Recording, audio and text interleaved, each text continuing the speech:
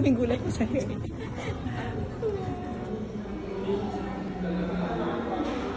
Guwapo ka rin. Okay. Consultancy in 2017, she had. Water, please. Bibigyan ko lang sa masaya.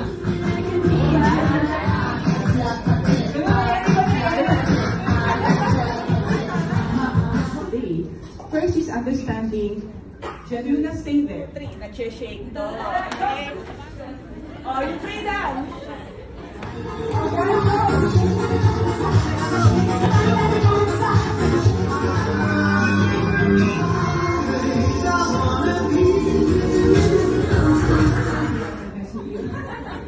The doctor told me that sounds easy, right?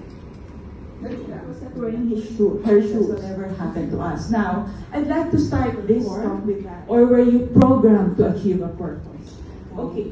Environment in my generation here, for the sake of so they are Blackpink, right? Okay. So, how about this one? Are we gonna stay there? Yeah. I saw kanina. Okay. So over. So, Jenny Bajan. Okay. Gen Z.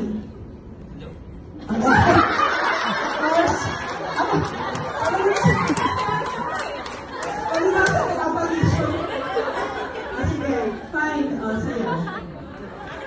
I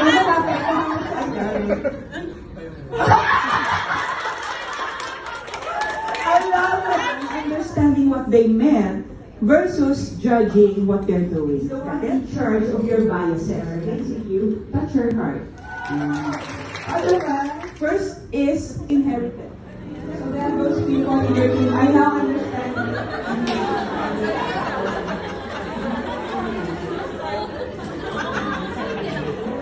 Attitude. Your attitude is your way of things.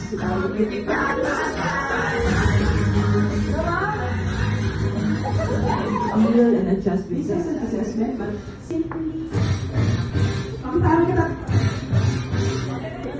the action lang signal mo. Or leader from probably your school, no? Huwag na kayo alis dyan, ha?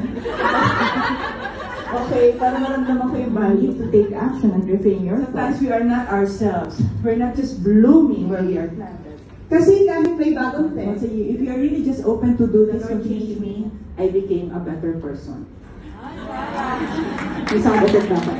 The moment you rise above all your painful experiences, all the limiting belief system, all the I need to be statement, I'll prove to you statement, instead of using your position, your work here, or creating an interpretation that will make you feel that you have a generation gap, I tell you, begin enjoying your life, start hearing their story, start appreciating your uniqueness, and then you will feel who I am here, just managing generational differences, knowing that we can break stereotype labels, we can break mindset, and we can just love each other, respect each other by refraining. Hey everyone, a big round of applause for speaker coach Tony Miranda. We are SC Johnson. So I'm now doing the unboxing of my freebie from SC Johnson. So, diba? Patay ka, lamok ay ipis.